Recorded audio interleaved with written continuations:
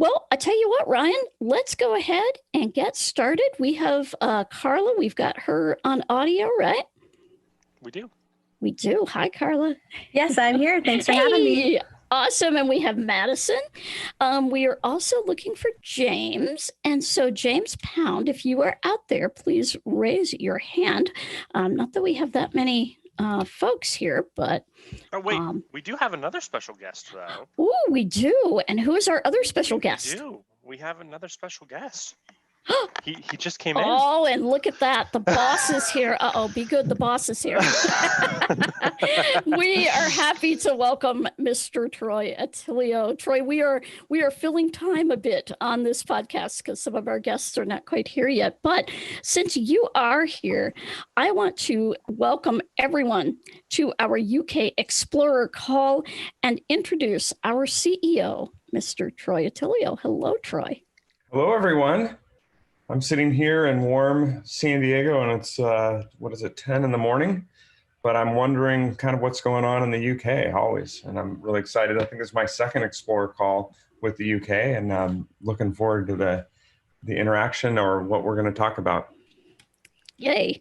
Well, this time around, we are going to start off with a little bit of a review of everything that went out. We know that most of you, or many of you in the UK, are new explorers, but some of you have been around for a while, so these things are important to you, and you kind of know the difference of what we're talking about.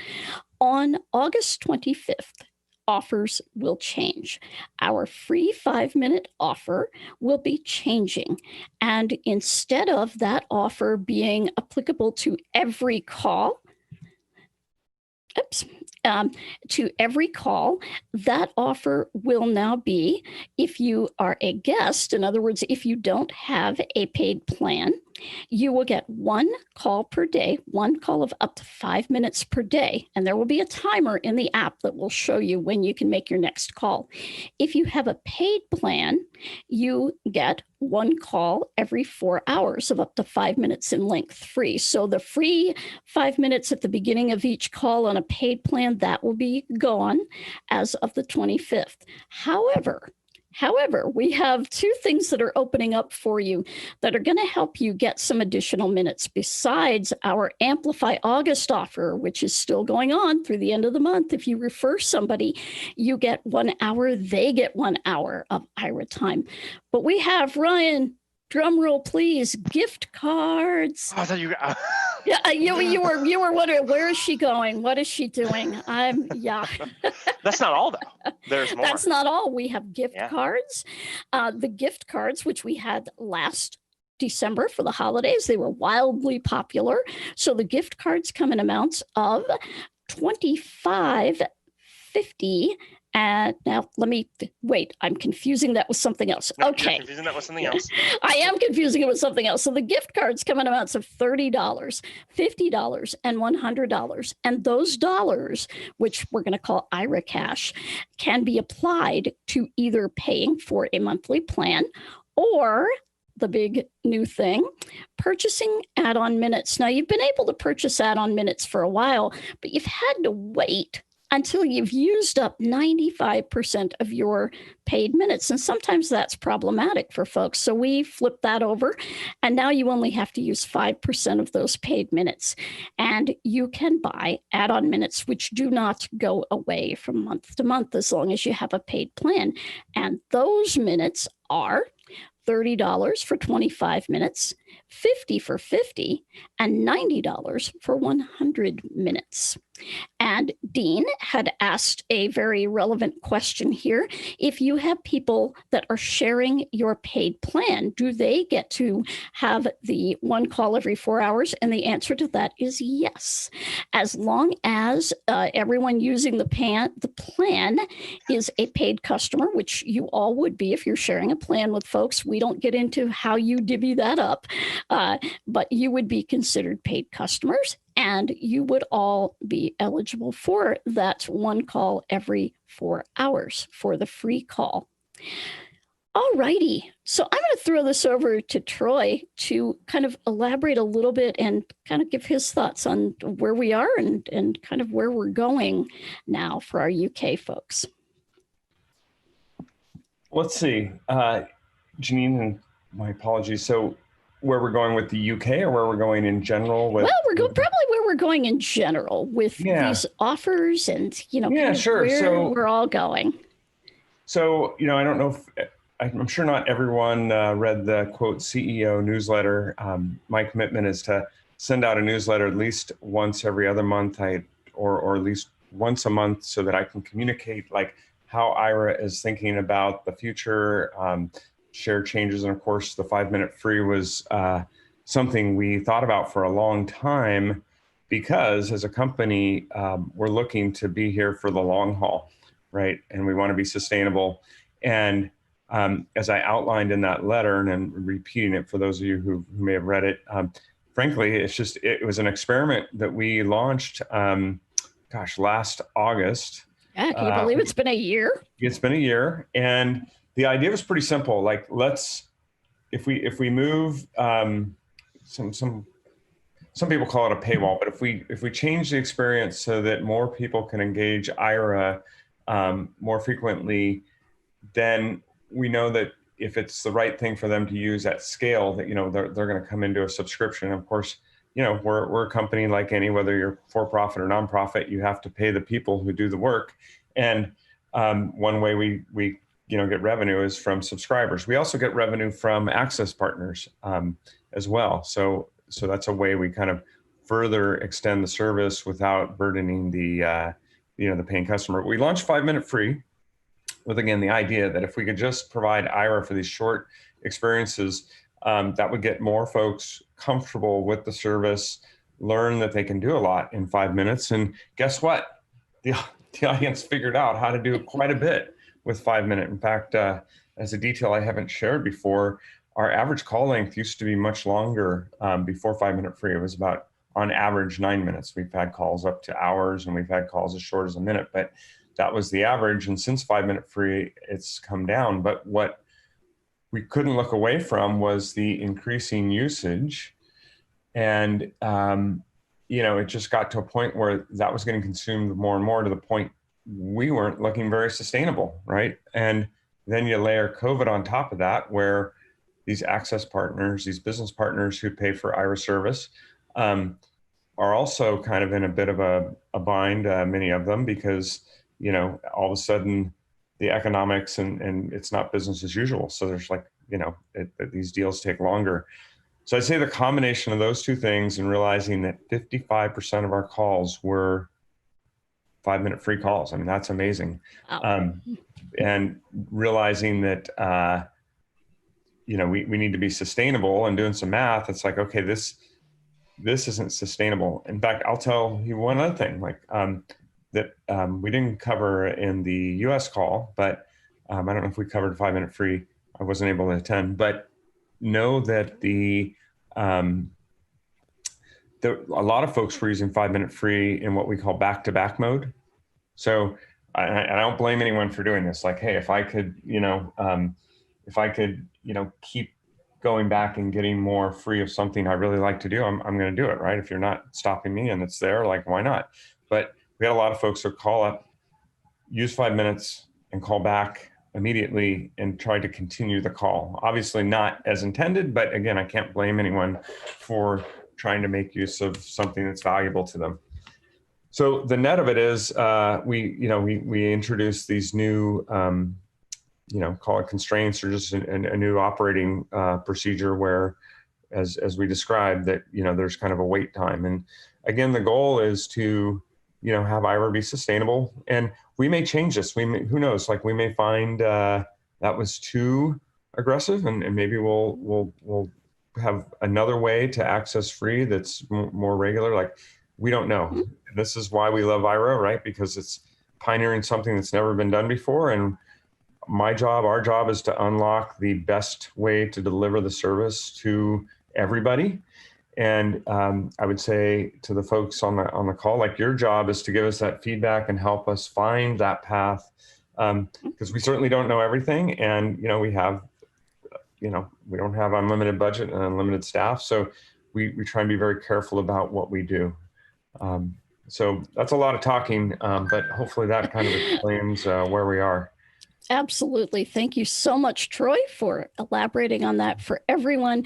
And folks, if you have any questions at all, please absolutely email us, give us a support call.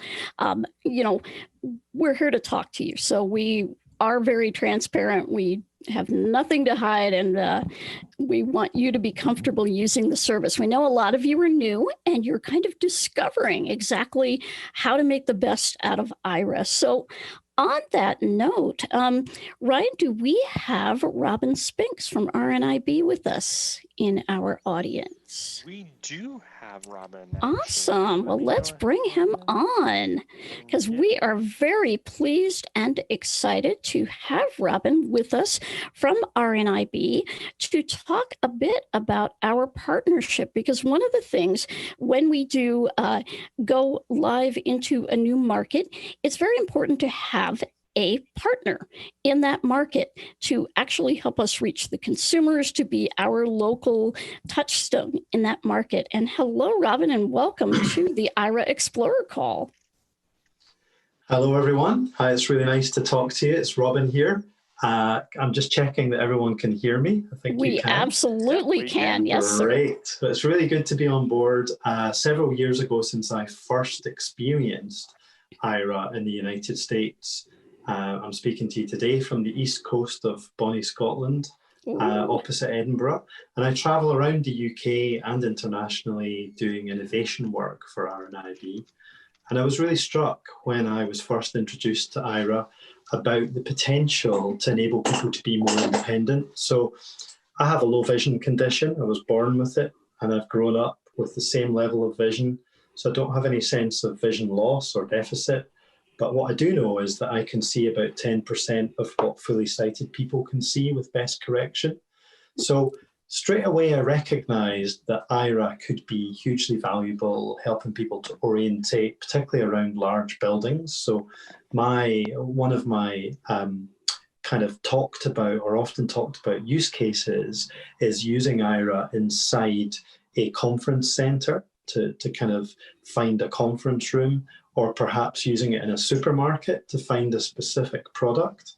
And it's just, there are so many opportunities to use it. It's an invaluable tool. So at RNIB, we're really delighted to be partnering with Aira, to be sharing the story of what is possible to do, but also to be talking to companies and to the kind of organizations Jean mentioned. So museums and visitor attractions and so on. And really, one of the big challenges that every organization right now has is in this post kind of lockdown world that we find ourselves in, people are understandably fearful to go out and about and to travel around independently. So from our point of view, anything that can make life easier for people, that can give people a bit more confidence, can enable them to socially distance more easily, and can enable people to get out and about and just do what you want to do the thing that you want to do, and feel less different because you happen to be, like me, visually impaired. Just feel like I'm using what is a concierge service to enable me to achieve something, whether it's to read something on a screen that's inaccessible to you, whether it's to find your way around a supermarket and find a product that you need, or maybe it's something completely different. So, we're very excited about the partnership. We're very excited to see where this goes.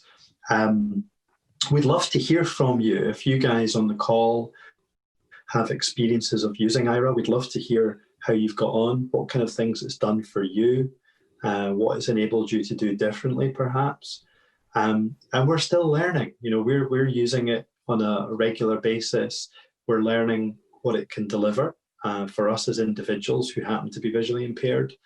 But we also really want to hear your stories. What has it enabled you to do? And, where can you see an opportunity to use this kind of service? So, my background is in employment. I'm a careers advisor. I've done a lot of job retention cases, I have to say, I'm really excited about the potential to make Aira available as an access to work support, if you like, so that, your options as an individual aren't just about, would you like a support worker and X pieces of equipment and software. You've actually got something else to throw into the mix, something like a concierge service like Aira. So I think, from a workplace point of view, I think there are many applications for this. And we're just getting started, so we'd love to hear how you've used Aira at work, how you think you could use it. What would make it easier for people to just kind of get this added level of support? And, what do you want to see organizations like RNIB doing? We're very open. We're always keen to hear people's new ideas. As I said, we'll be talking to employers, we'll be talking to mobile networks, we'll be talking to lots of different stakeholders about the potential to use this in ways that will make people's experiences better.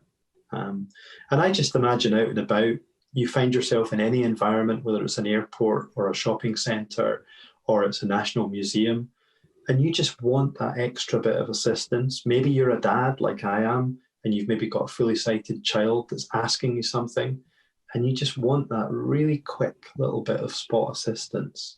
And I think anything that can enable that to be quicker and more accessible and easier, I think has to be applauded. So we're super excited about this.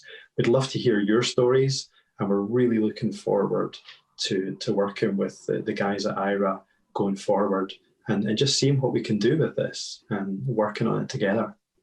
Wow. Well, we are definitely excited to work with RNIB, Robin. And one of the things that I had neglected to announce, which is new since our last call, and that is our Celebrating Access promotion. And we had asked everyone to name a business in your country that is something that you want to access. And the particular business in the UK was London Transport. And so as a result, folks who are using London Transport, you will get up to 20 minutes either in a train station, getting ready to catch one of the trains, getting to the platform, et cetera, or actually, when you're on the train, you're getting ready to get off. That's also something we can help with. We won't be there for the entire ride, but we can definitely help you getting in and out of the station, getting the right track. And then we can pick that up once you get out of the station and actually go on your way. But that is 20-minute, a call of up to 20 minutes, 1 per hour. So you can get that bit of assistance with London Transport. And that will run through the end of 2020. So get out there and use that, and hopefully send Robin some wonderful stories of how you're actually using Aira and what you're learning about it, because we've had some wonderful interactions with folks in our WhatsApp group, on our email lists, talking about using Aira in daily life in the UK. All right. Well, now it is time for the fun part of our program. We're going to talk from Agent Land. And we have with us today Carla Kane, who is an agent training specialist. She's also a regular Aira agent. And then we have Madison Reese, who is also an Aira agent. And do we have James with us, Ryan? We do not. So it's just Carla. No worries. Well, hey, we got Carla and Madison. That's awesome. So Carla, can you tell us a little bit of what does it take to become an Aira agent? What's the process that folks will go through? Thanks, Janine.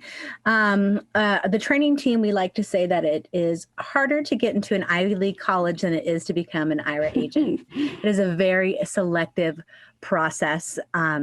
We have an agent hiring manager, Kyle, and he goes out and seeks the talent and kind of vets them and gets them through their first initial online assessment and interview, and then they get hand it over to Wendell, who is I think his title is Agent Training Manager. I'm not 100% sure. I feel bad that I don't know that, but he gets them all set up like in all our systems. You know, we are a software company. There's a lot of logins, things like that. He also does the introductory workshop, you know, kind of get them on board with the vision or mission of Aira, a little bit of the history, you know, tips for becoming a good agent. And then they're handed over to me. And training is approximately 2 weeks. There's lots of Brightspace courses. Brightspace is an online learning environment. Maybe some of you are familiar if you've done any college courses online. There's a lot of content in there.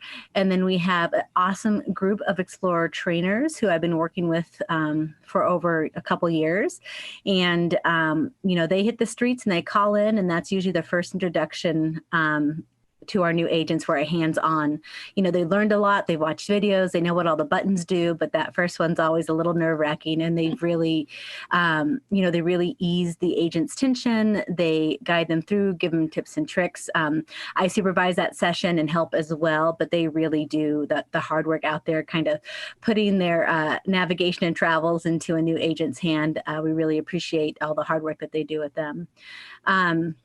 And then, so they go through those live training sessions. After they've been on Dash for a while, we put them through what we like to call Agent 2.0, which is Aira and above, you know, a little bit more difficult situations, some further details that might be a bit overwhelming when they're first coming on.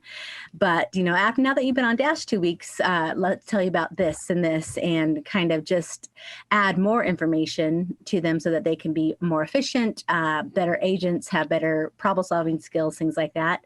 And then we also do a navigation and public transit tune-up. Navigation and public transit is probably the smallest percentage of what we do, but it is the most difficult thing that an Aira agent does. A lot of our calls right now are, you know, team viewer, remote into our computer. Can you help me post my college paper? Can you find the discussion thread?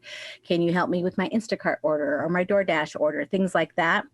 And, you know, that is the main of what we do, especially, you know, during COVID and lockdown. But that navigation requires a lot of different skills, and we really focus on that in initial training. But it's awesome to have that kind of tune-up after they've been on there a few weeks.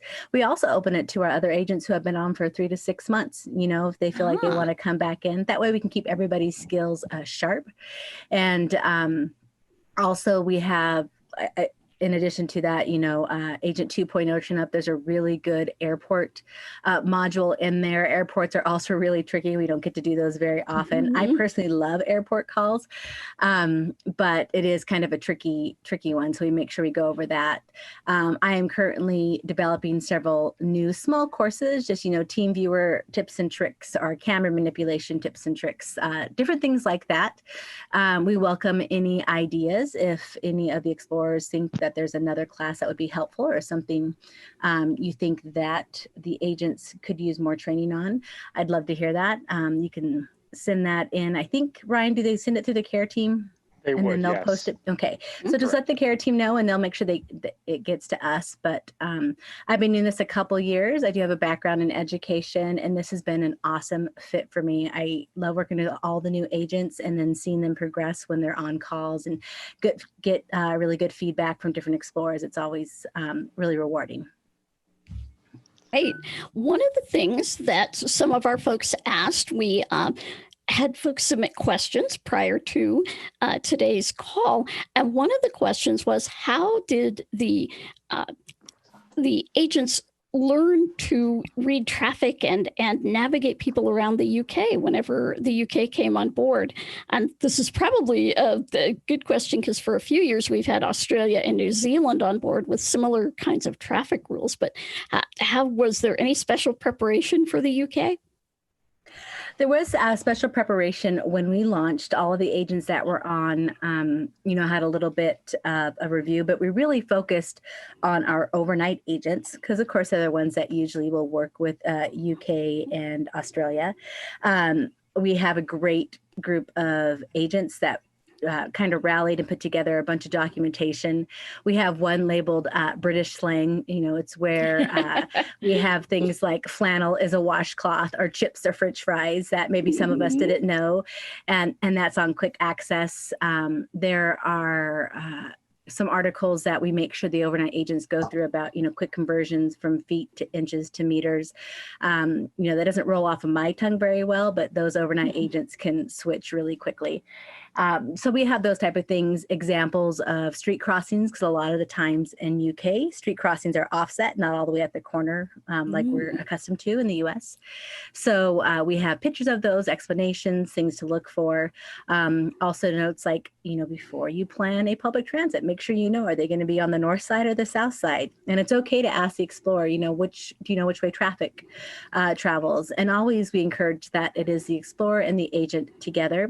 Our agents are brilliant, but sometimes they don't know everything. So, working with them and giving them the information that they need to complete the task is really helpful. As an explorer, you're not being bossy. You're taking control of your session and getting exactly what you want out of it.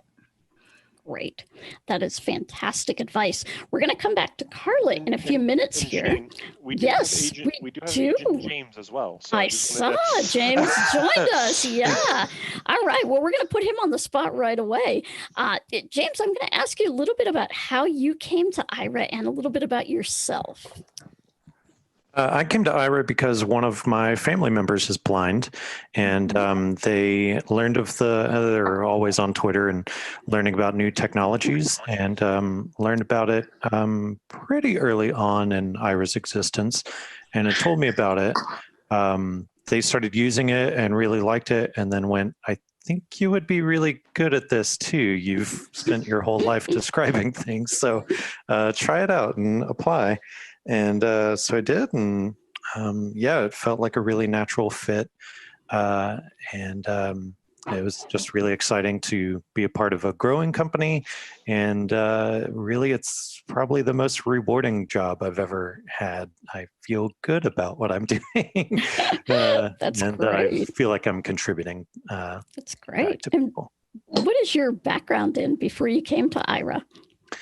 So I had training in theater acting, and then I also got into lots of film production.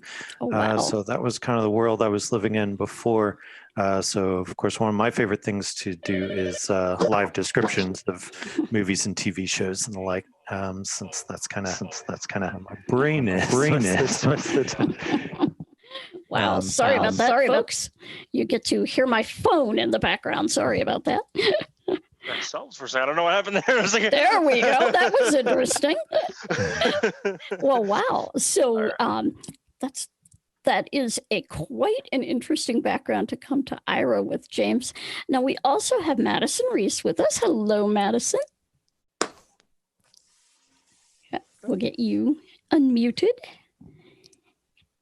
And Madison is one of our agents, and we're going to ask you the same questions that we asked James. How did you come to Aira? What was kind of your backstory, as it were? I don't know. So Okay. when I found Aira, it was because There we go. Oh, are we on? Yep, You're on. there we go. There we go. When I found Aira, it was because my husband is in the Air Force. He flies around in jets all day and has a great time. But we got into the spot where he was in training. So we were moving every year to 2 years. And so I was just hopping between these jobs that were just really unfulfilling. Like if you've ever worked at a car dealership, not a great time. One of the spouses pages I followed actually posted about this job opportunity. And it was a perfect fit. We get to move every 2 years like Wow. we do, and I get to help people and feel good about my job.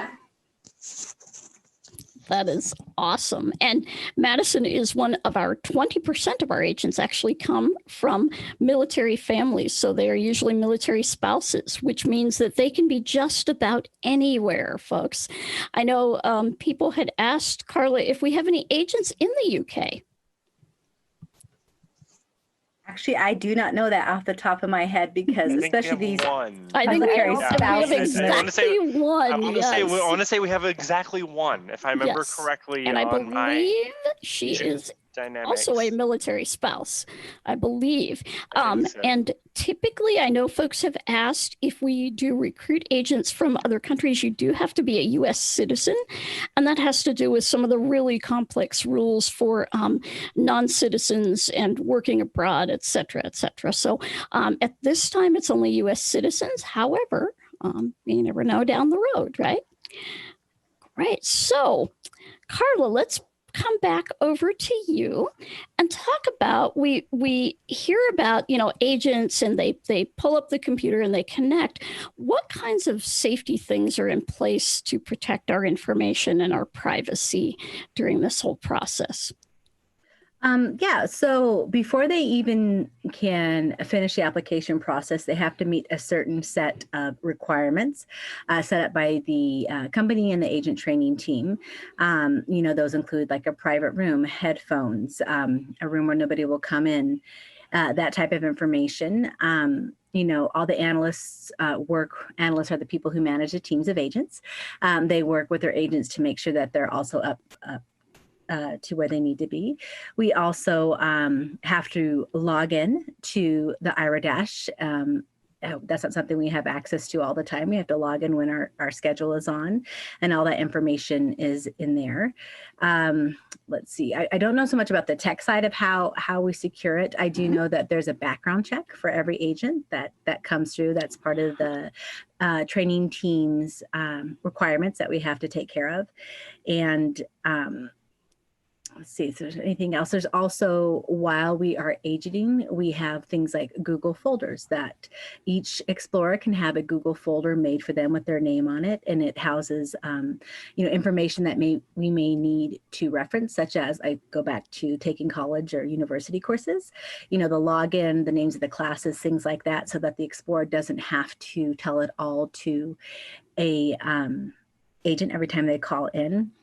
Sometimes also maybe the explorer's out in public and they said, could you just open my folder and the passwords in there? They don't want to speak those out loud. Also in the dashboard, we every time an explorer calls in, they have a unique profile that pops up with their location, the time in their area, which is really helpful for our UK and Australian explorers because it's really easy to do the conversion, say from Pacific to Eastern. But, halfway across the world, it's a little more difficult. So that's there in Dash for us. Whether or not they work with a guide dog or a white cane, what type of preferences they like, which is clock face, left or right, that type of information. We also have their name and a phone number, email, a quick way to, look at that, which is really helpful if, say, we're logging into their Amazon account, we have their email there, that type of stuff. And also some notes. There's a note section just for real quick, like say it was the end of my shift and I was transferring off. I could put notes in there, date them and say, this is what we're doing so the next person can get them. Or I could put that information in the Google the Explorer's Google Drive, say they were going to call back the next day, and that would be a better place for that to go. So we really value protecting our explorers and our agents' privacy. And so Aira has worked really hard to put some things in place to make sure that all of that information is secure. Right. And you mentioned the Explorer folder. And folks, that folder can only be accessed when you're on a call. So that's the only time that folder is open for access. And if you're wondering what can go in there, oh my goodness, anything that you want to keep. There can be appliance manuals in there. You can have your travel itineraries in there, work projects, anything that you may need to reference repeatedly or that you'll need to reference at a later date, like a travel itinerary. Pictures of your luggage. That's a really good one for the airport trips, is getting pictures of that luggage in there so it can be easily discovered. Now, people can add these things to their profile, Carla, by just simply asking an agent, and you can also go through your profile and edit, right? Yes, you guys can, our explorers can edit their, I believe their name, their directions, like, clock face, left or right, they can have access to edit those. I believe, Ryan, you might need to back me up, but they now can edit their address, like if they move, email, if any of that's updated. Is that done by them, or does Correct. Yeah, teams so to they do can that. update their name, address, email, and payment information. Yep. I do not believe you can edit your profile, clock face, Yeah, and whatnot not yet. quite yet. Not Not quite quite yet. We're yet. working on that one, but Great. it'd Yeah, be so that would name, be a email, phone number, and then payment method. Yeah, so that would be a quick call into an agent if you wanted to update that. Yeah, they could take care of that for you. When you call in and have a Google folder, you'll need to let the agent know that you would rather have this in your Google folder instead of just the quick notes on your profile. To kind of clarify, when you call into Dash, that's our software, there's a profile that pops up immediately when you call in. The Google folders are stored on a secure server that we access. But, work with the agent to keep your Google folders organized. Tell them exactly what you want to label it, where you would like it nested. That way, when you get the next agent, you can tell them exactly where to look for it. Most of our agents are really organized and will keep it as, organized as you want them to. But we have some explorers who have like 25 subfolders with a whole bunch of, daily notes on different documents, and they're really engaged in keeping that super organized. Those are the same explorers that, they have taught us so much about what Aira can do. We thought once upon a time we would just be a navigation service. Oh, nay. We are so much more. And those same explorers who, push us with the Explorer folders have taught us so many things with TeamViewer, shopping online, doing classes, working with them, in their work environments, especially, the first few times they've had to log in to the secure server, say they are working from home. Aira has been there and we've learned so much, and you have really kind of stretched us on what we can do, and it's been awesome. Yeah, that's really been something that, this company has really been shaped by what people do with the combination of people and software. And with the pandemic also, that social distancing piece is super important. That knowing whether people around you are wearing masks, if they need to in an environment, find out, who you need to back off from a little bit, if not properly wearing their PPE. Now, I want to go back to our two agents, and we'll start with Madison. What would you say was the most difficult part of maybe your training or agenting? And then we'll go with what was a fun Aira experience. But let's go with the difficult part first. I think the most difficult part for me is just like the detailed describing, whereas I might say, oh, it's blue, I have to remember, no, that is specifically cerulean, or that is a more pinky nude or more brown nude, and like getting those very specific details that I've had at my fingertips my whole life. And I think I also really I struggle with distances. So like you're coming up to a corner in 10 feet, but I don't know if that's actually 10 feet. I'm just guessing. And sometimes that's a little more difficult too with the phone camera and the rate that somebody's moving too. I could see that could be a little interesting. Yeah, and I'm a perfectionist, so I want to be right. Gotcha. So how about some of your memorable experiences with Aira? My most memorable experience was I helped a young lady who had just gotten Aira, and she was very excited about it. And she wanted to go to Pride on her own for the first time. So I helped her get on the train. Yeah, it was really fun. I helped her get on the train, and like we got to the correct stop, and then we went up all the stairs, and we finally got to the destination, and just describing everything and all the colors. And it was just so fun. And she was so excited. Oh, wow. That's awesome. And to help somebody really feel included in an event like that, that's really huge. I love that story. It's not the first time I've heard that one, and I just love it every time I hear it. My favorite part was her being like, my mom would be so mad at me right now. Oh, my. Okay, well, James, how about you? What was probably the most difficult aspect, or the one that was the hardest to get used to with Aira, and then some of your great experiences? One of the challenges I found at the start was helping plan and figure out public transit, especially subways and things like that, because that is just a maze, being on the right platforms and going the right way. Doesn't happen too often on calls, but it's still, my heart skips a beat when I see that's what we're about to do. It's like, here we go. But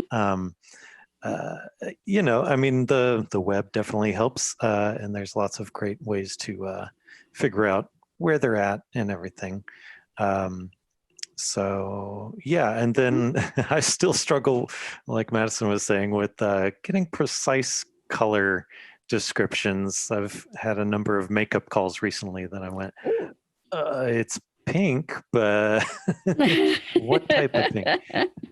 So still even, yeah, there's always things you're kind of honing skills on. And it's always fun challenges that explorers present to us.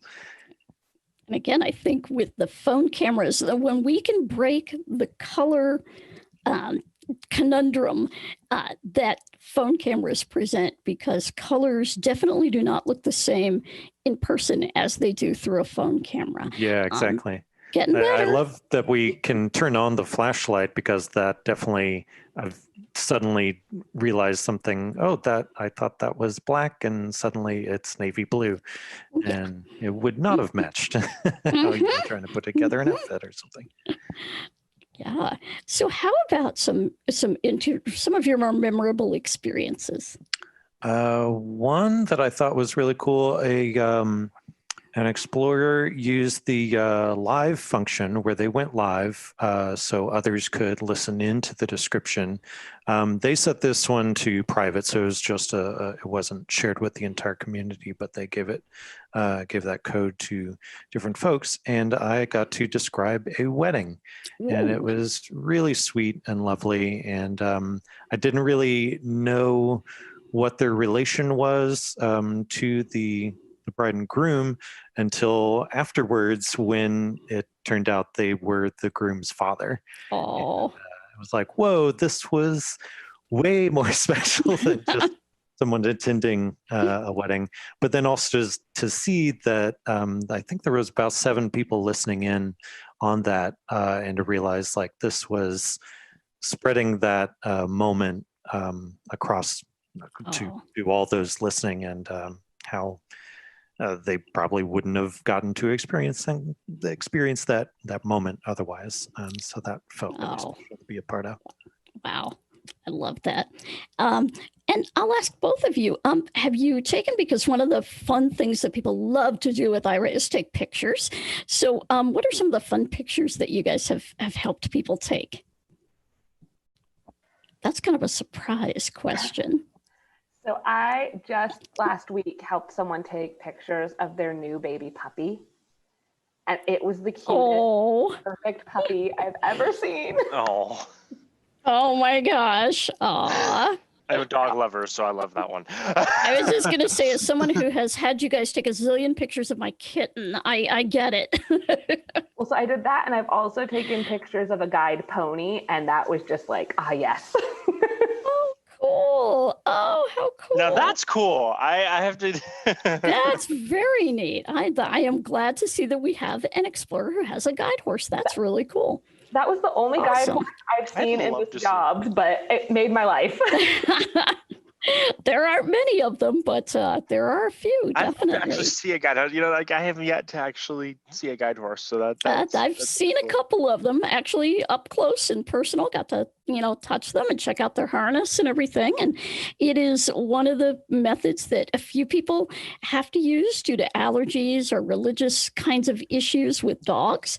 And so the guide horse, the miniature horse, becomes the tool of choice, and they're quite good at it when you get a good one. So yeah, that's pretty interesting. How about you, James? Any interesting pictures? I've definitely had the challenge of trying to get a playful kitten. Oh boy. I don't know that we got a really good one, but it was a really fun challenge. One thing just from my filmmaking background that really warms my heart lately is that I've been helping people set up like framing for filming their own YouTube channels and stuff like that. I was yes. like, yes, that's so awesome that people are, I mean, able to do that, and then to assist in getting that looking really good is just point of pride on this. Oh, that's really cool. I love that. Carla, I'm going to bounce back to you for one of our final questions here. And this involves what tools the agents use. What maps do they use to find out where you are in time and space? And what are some of the other tools that agents use? Because, I mean, these agents are rock stars / superheroes. What? Tell us a little bit about their superpowers. Well, speaking of superpowers, I have 2 teenage boys, and, kind of describing what I do. If anybody has seen the new Superman, they said, you are the guy in the chair. I'm the backup for the superhero. I'm the backup for, the spy. I have the information. I have the coordinates. I have all of that stuff. And they think it's really awesome. They say that Aira agents could go on and be, the person sitting back in Batman's lair, guiding Batman to where he needs to go. But we use they so could though. Yeah. Thank you, Ryan. Yes. From one geek family to another. We totally understand Absolutely, that. Right? See, I always wanted to be M from James Bond. I just wanted to be, was it M or Q? Q was the lady who did the technology. It was Q. Yes. Yeah, yes. It was Q. That is us. The dash itself has lots of awesome features. In the dash, as soon as an explorer calls, their GPS will pinpoint them on the map. We can see where they're located. It's usually close up to about 50 feet. And that works, most 90% of the time. If for some reason the GPS is not working, if they're maybe in a city that might be having phone outage, that sometimes can be tricky. But then we go to the internet. Google is definitely our friend. Our maps in Dash are very similar to the maps on Google. And so when the call in Dash, they can type in the destination, hey, I want to go to Starbucks, and we'll type in Starbucks and all these pins will show up, and then we can figure out which one's closest, or maybe they have a direct address. Agents will look ahead, kind of look at the route. Of course, when there's construction, that's when we rely on the camera feed, and then we hit the map. We'll open up Google Maps on maybe another monitor or another window and kind of find a way around that. We can drop into Street View and see what the front of a shop looks like. So as the explorer travels, we'll recognize, oh, the black and white striped awning that I saw on the company's website is the one that I'm seeing through your camera. There's the door, that type of stuff. As they're en route, we can look ahead and see, especially with COVID, is this particular restaurant or shop open? It's really discouraging to get all the way there and realize it's not. So we definitely will use, those skills as they're traveling and look ahead. As they're headed to restaurants, would you like me to pull up the menu and go over that with you as you're in the Uber or Lyft headed over? We can do that. Also with Uber and Lyft, we can read the license plates on the front or back and confirm that, as an extra safety measure for our explorers. Sometimes it happens and your Uber or Lyft will drop you off 3 blocks away. They call us, we'll pinpoint their location and get them, headed in the correct direction. That can sometimes be scary, or even in large apartment complexes. Like, they drop me off at the apartment complex, but I don't think I'm at the right side. And we can get them those last, everybody's experience that. Yeah, we can get them the last few. Mine's dreadful. Yeah. Ryan's in a large apartment complex. Yes, that would be hard. And so then we can read the buildings, take pictures, that type of stuff. So those are some of the tools that we use. We do have a special kind of database of special Aira agent information that all of the agents have together.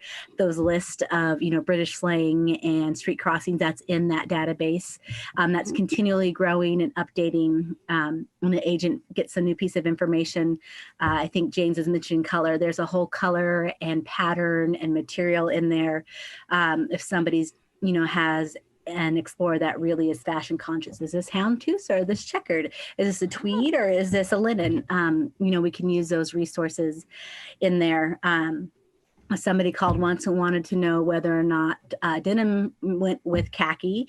And I quickly Googled that, and I was able to list, well, it looks, I see all these famous people wearing the denim and the khaki together, and they wanted to know more details about that and how they tucked it in and things like that, that maybe, you know, wouldn't be visually accessible if you didn't have Aira to describe, you know, what, say, this famous rapper wore and how they paired the orange jacket with a certain shirt, those type of things. So those are all the tools that we use, and we get so good at Googling information. Aira agents are brilliant. We don't know everything, but Google almost for certain does, and we'll find that. You know, one time I really impressed an explorer. They were getting off a flight and didn't know what gate the connection was. And there's tools online to find that. Okay, you're flying Delta and you just got off here and you know that you're going to be flying to Des Moines. And so I will look that up, and I was able to get gate information. And now these are things that I use in my life. My kiddo also will call me on FaceTime and say, can you Aira me real quick? I don't know what is the entrance to the parking lot that I need. So, you know, those same skills that I developed as an Aira agent, I also use in my own life too, which has been really cool. That's brilliant. I'd say that the other secret tool is that we're all in constant connection with each other. So we've posed questions and gotten answers, sometimes even faster than Googling things. I think it's really cool that we can all communicate when we're on too. That is pretty awesome. Well, my final question today came from one of our explorers, and it is, how can we as explorers get the most out of our call? How can we help you do, you know, that great job that you all do? What kinds of things can we do to help the call go a little bit more efficiently and whatnot? And anybody can jump in here on this one. Yeah, I'd say being knowing what your task is before calling in and being prepared with that, having the mail all together, or pre-opening things, trying to position stuff. If you can feel a tag, like the package slip or something, just getting it prepared, because you don't want to, I don't know, it's not wasting our time or anything, but it's just like the efficiency of having those things prepped when you call in. Saves your own time, I'd say. How about lighting? Is lighting about? I'm one of these people. I always forget to turn on the light. Always. Lighting hasn't been especially a huge in my for me. office. Usually the flashlight can get it done pretty well, or like there's typically a window nearby, which when someone's worried about lighting. I think the biggest issue for me is just patience and understanding that like sometimes it just takes a minute to get it done. And I'm so sorry, I can't magically see through this item. I think one of the larger questions we get in customer care, is there a difference for you guys between landscape view and portrait view with the phones? yes, especially when you're navigating. I think it just depends on the situation. Like if it's a sign up high, sometimes putting it into portrait mode will get more of that angle. But generally speaking, I can do it either way. I have to echo that with Madison too. I'm sorry, James, go ahead. Yeah, I was going to say I'm pretty comfortable with using landscape or portrait mode, both in navigating or you just tell people to move the phone around, however. So whatever's really comfortable, I think, for holding the phone. Great. I have another, to make calls more efficient. With a lot of the online shopping and Instacart and things like that, having an agent remote into your computer with TeamViewer is usually more efficient because your computer will already have the logins and the password saved. We absolutely can open up, an incognito window and get your login information and your password, and then it usually has to send you a code that you verify, and then we can type that in. We absolutely can get that done. But I encourage all the explorers listening, download TeamViewer. It's free for you. It is the tool that we use to remote in. You call in, we take a quick picture of the numbers, type them in, click connect, click connect, and then we're in. That way, like especially with university classes, all your papers are already written there. You can help us. We can find them and upload them, and they're all on your computer. And for those of you who have never tried using it, try that. That really makes it a lot easier. And then all the work is done on your computer instead of us emailing it to you and you needing to find another way to organize that information that we send you. And TeamViewer is free, folks. We have a couple of podcasts about how to work with TeamViewer, both on your computer and on your phone. And you can find those in our podcast feed at IraCast. And if you IraCast in your podcast player of choice, you can find all of our episodes up there, including this one, which will be archived and put up into our podcast feed probably as early as this afternoon. So actually afternoon here, it'll be later in the evening in the UK. I would love to thank everyone who participated today in our call, and that includes Carla Kane. Thank you for having me. Nice to meet all of you. And agents James Pound. My pleasure. And Madison Reese. Very happy to be here. Great. And we also want to thank Robin Spinks from RNIB for being with us, Troy Otilio, our CEO, and Ryan Bishop, my co-pilot here on the Spaceship Aira. Spaceship Aira this time. I love it. There we Thank go. you guys so We are much. Spaceship Aira. It's such a great time to be here with everybody. Saigi. I look forward to it every month. And yes, and it's amusing because in our former Aira offices, we used to have an area where we did our staff meetings called the Spaceship. So that's There were some nice couches there too. there were some very nice couches there. They're still there. And they are still there. Oh. All right. Well, thank you so much, Troy, for joining us today. And everybody in the UK, please enjoy Aira and be sure to reach out to RNIB about your usage and where you would like to see Aira next. Great. Well, our next UK call will be on, and I should do this for you guys too. I'm going to grab my calendar. Oh, it's time for the Braille calendar. Yay. Here's my Braille calendar. Hold that up on YouTube. Whoops. There we go as I eat my microphone. And our next UK call in September, make sure I'm on the right month here. That is going to be on Thursday, the 17th of September at the same time, 6 p.m. I don't know if that'll be British summertime then or not. I'm going to have to look at the time difference at that point. But I forgot that changes. yes, I was going to say, never fear. Well, we will be at the same time, whatever it will be, either 6 or 7. Let's see, spring ahead, fall back. 6 or 5. If you guys do it the same way, it is fallback. So I believe it'll be 5 o'clock, possibly, unless your summertime changes a lot later like ours does. So anyway, never fear. We will have an announcement out.